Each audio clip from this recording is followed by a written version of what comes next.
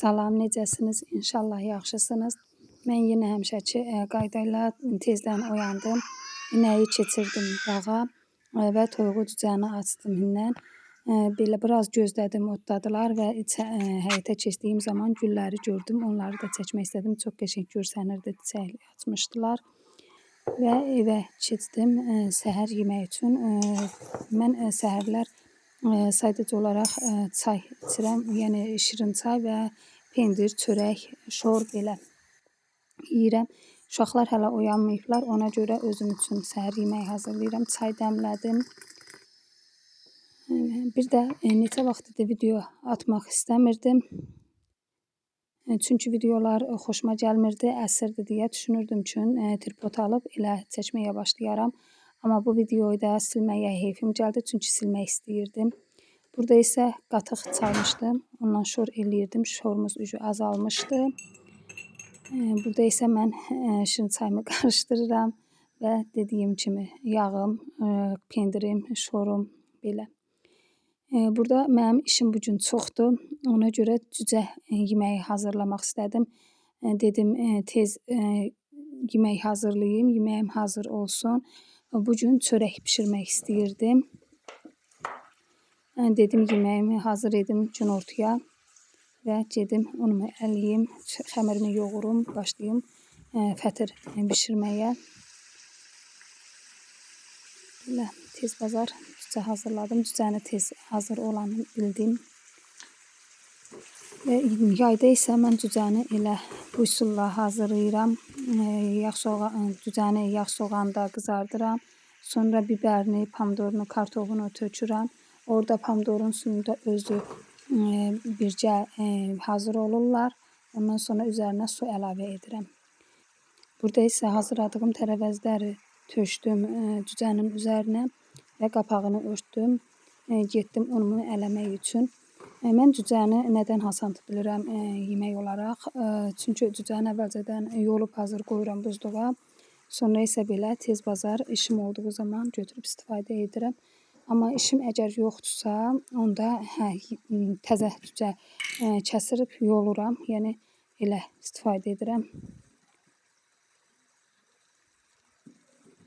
Mən yemək hazırladığım zaman duzunu əvvəlcədən əlavə edirəm ki, tamı yəni çıxsın. Burada isə başladım unumu eləməyə və içəri keçdim. Cücənin suyunu əlavə etdim. Gördüm hazırdır. Ona görə birinci elə gəldim yeməyimə baxdım və suyunu əlavə etdim. Xəmiri yoğurana qədər də pişsin deyə. Burada isə xəmirimi yoğururam. Əvvəlcə düşündüm ki, bir ləyən edim, yəni 30-40 dənə yetərlidir. Xəmir, yəni o qədər xəmir hazırlayım. Amma sonra dedim ki, yox, sazda oturacamsa elə qoy, yəni biraz artıq olsun. 2 ləyəndə xəmir yoğurdum.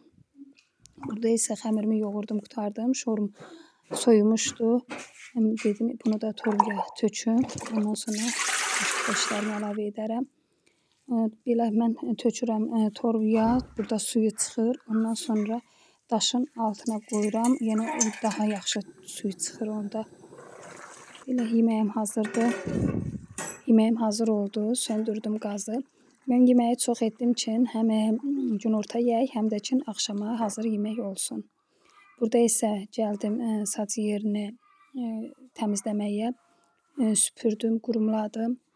Çünki neçə vaxt idi burada çörək hazırlamırdım. Ona görə yəni təmizləyirdi. Qurum basmışdı. Qurumladım, süpürdüm, təmizlədim. Və sacı küllədim. Əslində küllü idi, amma odun dəyən yerləri düşmüşdü bəzi yeri. Neçə vaxt idi bişirmədiyimə görə dedim o hissəni küllədiyim zaman birdən bütün düşər, yəni çox qurumuş olar. Ona görə hər yerini külləməli oldum. Burada isə küllədim, gəldim. Dedim çörək yeyək. Evdəkilər əslində yemişdilər, mən qalmışdım. Mən də gəldim, yedim və ocağı da yandırdım. Mən xəmiri kündələyənə qədər dedim qoy saç isinsin. Yəni yeni külləmişəm, istaxdır, küllü qurusun. Belə ona görə əvvəlcədən ocağı yandırdım. Belə görürsünüz yanıb sönmək üzrədir və yenidən odun etdim və başladım çörəyimi bişirməyə. Burada 3 ləyəndədir. Əslində 2 ləyəndə yoğurmuşdum. Kündələdiyim zaman 3 ləyən oldu. Bir ləyəni kündələdim. 45 dənə çıxdı. Yox, 42 dənə. 42 dənə birində, 35 dənə də birində oldu. Bircə 77 dənə çörək idi. Əslində 77 dənə çörək olmadı. Ondan həm qalın saldıq, həm fəsəli etdim. Ona görə azaldı fətir, amma yenə də olsun biz yedik. Bir də bu qədər çox idi xəmirim. Düşünürdüm ki, özüm bişirərəm. Sağ olsun, biri köməyimə yetdi. Allah canını sağ eləsin, kömək elədi. O yaydı. Mən də çözdüm. Ona görə biraz tez qutardım. Əslində tez də qutarmadım. İşlər qarışırdı qutardığımız zaman. Yəni kömək yetməsə gecə yarıya gedərdi. Sizcə necə hazırlayıram, necə yayıram, baxın. Şəfanın məharətlərinə. Əslində mən 5-ci sinifdən çörək çörməyi bilirəm. Amma yaymağı sonra az-az sadəcə olaraq şirniyyatlar hazırladığım zaman yayırdım. Ya börək etdiyim zaman, ya ərşdə kəsdiyim zaman. Belə çörək bişirməmişdim tək özüm. Yəni kətə etdiyim zaman yayırdım, yaymamışdım mən. Amma sonra zaman insan hər şeyi öyrənir. Ən çətin öyrəndiyim hissəsi isə bu çörək bişirmədə. Çörək yaydıqdan sonra sazın üzərinə əlavə etdiyim hissə olubdur. Əvvəllər belə dəmir qoymağı bilmirdim sazın qırağına və ocağın istisi qolumu yandırırdı. Salmaq istədiyim zaman qolumu tez çəkirdim və xəmir də əlimdə gəlirdi. Belə zaman öyrəndim, ustalaşdım. İndi isə tək belə bişirə bilirəm. Əvvəllər deyirdim ki, bişirə bilmərəm tək çörək. Gərək biri yaya, biri çörə. Amma indi tək öhdəsindən gələ bilirəm. Amma hava isti olduğu zaman bişirmək çətin olur. Çünki həm sazın istisi, həm ocağın istisi insanı çox istiləndirir. Amma qışda rahatdır. Çünki qışda hava soyuq olur. Sazın istisi adama xoş gəlir. Ona görə qışda fətir bişirmək daha rahatdır.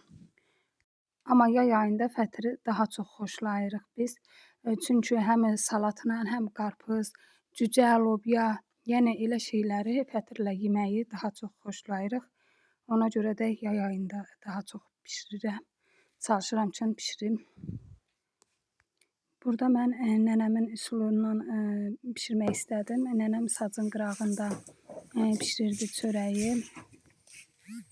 Mən amma tək olduğuma görə sazın qırağında bişirmirəm. Üstündə bişirəm, qıraqlarını sazın üzərinə qatlayıb qoyub elə bişirirəm. Amma kimsə yayıb mən çördüyüm zaman onda sazın qırağına sallayıb közdə bişirməyə çalışıram. Sazın qırağında közdə bişən çörək tam fərqli olur. O daha qəşəng olur.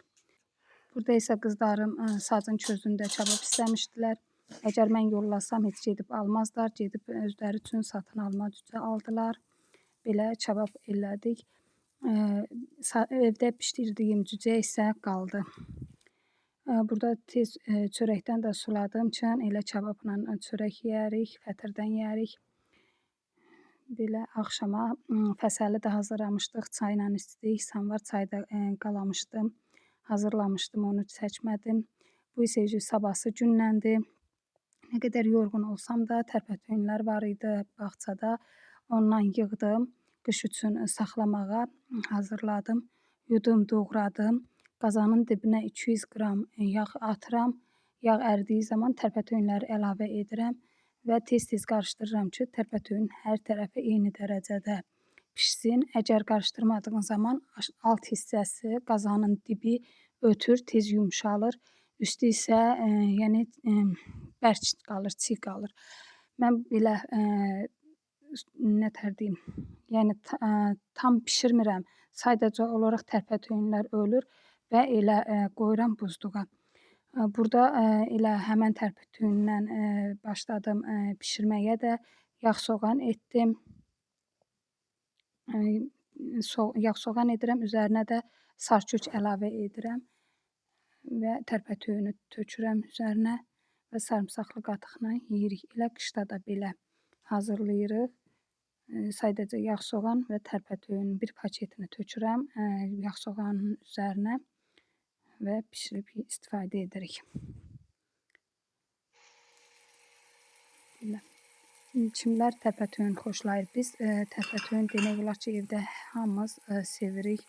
Uşaqlar da, mən də, böyüklər də və elə xeyrini biləndən də buzluqda yığmağa, saxlamağa başlamışıq. Hardasa 3-4 ildir, bəlkə də çoxdur. Yəni unutmuşam nə zamandan saxlayırıq buzluqda. Belə, burada yeməyim hazır oldu.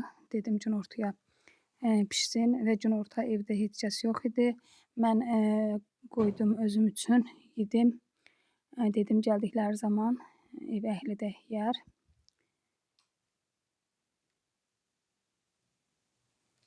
Belə çəkib sizlərə də göstərmək istəyirəm necə alındığını.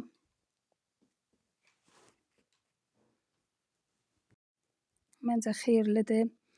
Yəni satın alıb yediyimiz içərisində nə olduğunu bilmədiyimiz məhsullardan elə bu xeyirlidir, tərpətüyün xeyirlidir. Düzdür, buzluqda qaldığı zaman bəlkə də nə qədər olmasa xeyiri, vitamini gedir, amma yenə də dediyim kimi o istifadə elədiyimiz, xeyrini bilmədiyimiz, nədən hazırlandığını bilmədiyimiz məhsullardan əlbəttə ki, bu yaxşı olar deyə düşünürəm. Ona görə biz buzluğa saxlayırıq qış üçün.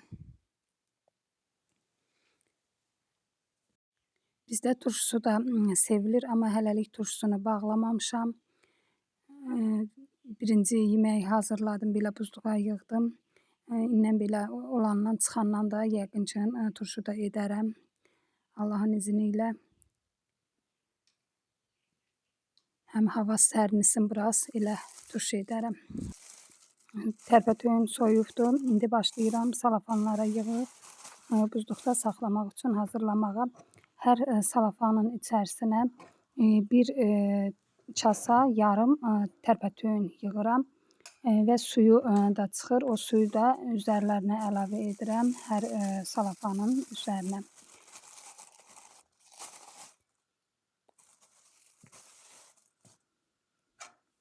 Salafanlara yığdıqdan sonra salafanın suyu çıxmasın deyə salafanın boş olan hissəsini, yəni ağız hissəsini tərpətüyünün üst hissəsinə qatlayıb qoyuram və düz salafanın içində düz edirəm, kitab kimi düz olur.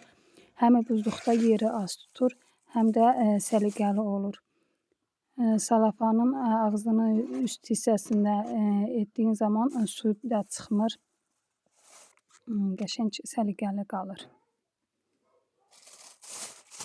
Burada isə mən sağollaşıram sizlərlə. Əgər axıra qədər baxdınızsa, video qarşınıza çıxdısa, abunə olmağı, like atmağı, şərhlərdə fikirlərinizi bölüşməyi unutmayın. Sağ olun, Allaha əmanət olun. Gələn videoda görüşənədək.